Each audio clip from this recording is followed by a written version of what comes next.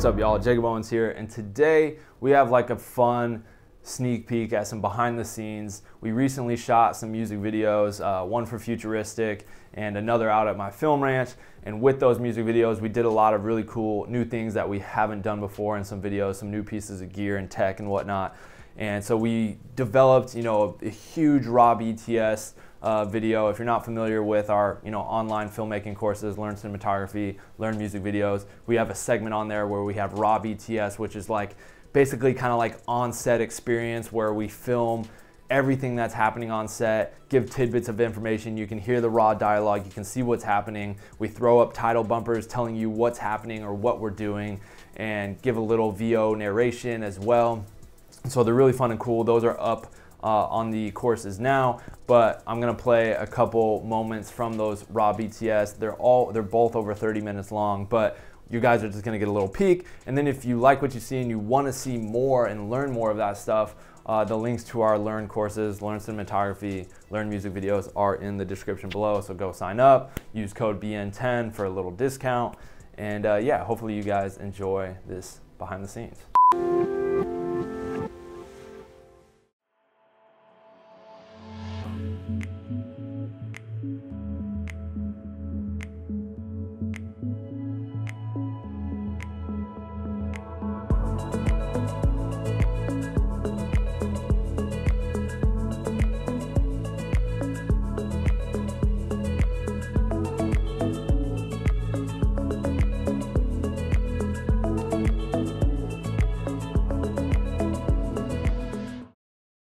Hey, what's going on, everybody? Tom here, and yeah, I was the DP on this music video for an artist named TVKU.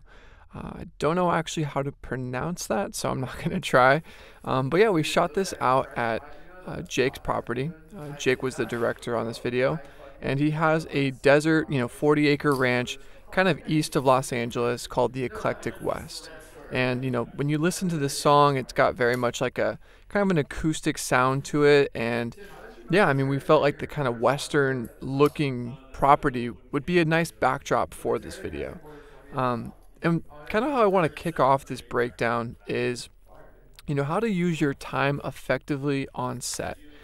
Our call time for this video was 10 a.m. So at 10 a.m., that's when Jake, myself, the camera crew, the lighting crew all arrived on set. So if you're a director, a DP, something I want to kind of instill through this behind the scenes as you kind of see, myself building and balancing the Steadicam and the crew getting set up, is try to stagger the call time of the artist by at least an hour. Because the last thing you want to do is have the artist arrive also at 10 a.m. and they're just sitting around, they're just waiting. Because inherently any shooting day, no matter when you start, if you're starting at 8 a.m., you're starting at 8 p.m., there's inherently setup time. It's gonna take about an hour to build the camera. It's gonna take about an hour to, get the lighting from out of the truck to a stand to where your set is lit. So inherently there is an hour of runway where all departments are using that time to get the first shot up. So, kind of use that time to where you can have your key crew and kind of have some of those discussions, walk through the day. That way when the artist arrives, you are prepared. And not only prepared, but they can walk right onto set, maybe other than a few wardrobe things, they're ready to go. They're not just standing around, they're not just waiting.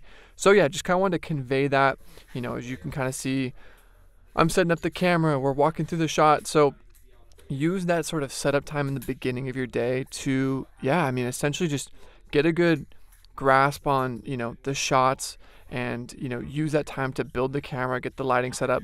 And then, I think in this video, the artist showed up at 11, and by 11:15, we were rolling the first shot.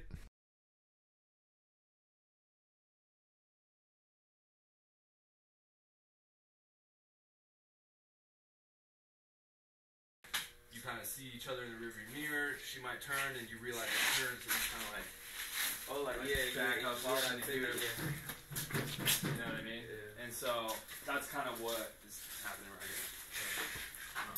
A little bit, just so we get a little something. Burn out the batteries, Yeah, go and grab the oil.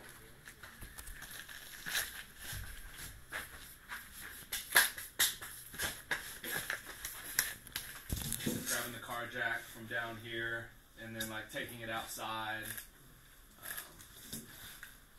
a little bit of everything. Like I was saying in my mouth. Yeah, if it's ready to go, hit it.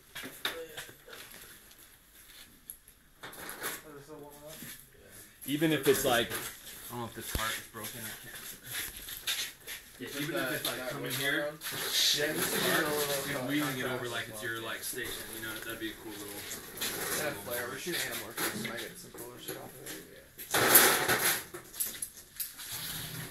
Yeah, the more if you have stuff over here, more by the windows is better. What? Like if he's gonna do block, like Yeah. by a window. So like do stuff closer to the window. Yeah, exactly. So if you're gonna interact with some props on this wall, by a window so we can it lights you. Gotcha. Yeah. Okay. Yeah, so that'd probably be like this one's cart. So yeah, we are inside AV workshop set that is on the property.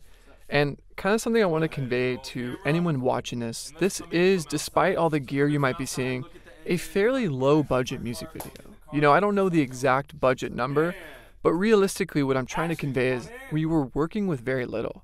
For this lighting setup, other than, you know, the sunlight coming through the windows, you know, you can see there's not a bunch of auxiliary lighting equipment. We don't have big HMIs, and part of that was because I just didn't have the budget for it, nor the crew to set that up.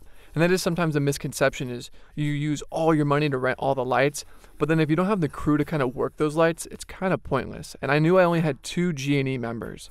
I had a gaffer who was in charge of lighting, and I had a grip or a key grip in charge of sort of flags and setting up the stands and stuff. So knowing I only had 2 people, I kind of went into this day trying to design a lot of the framing and blocking around this. So we kind of put the camera on shadow side, and if you've been watching our Learn courses,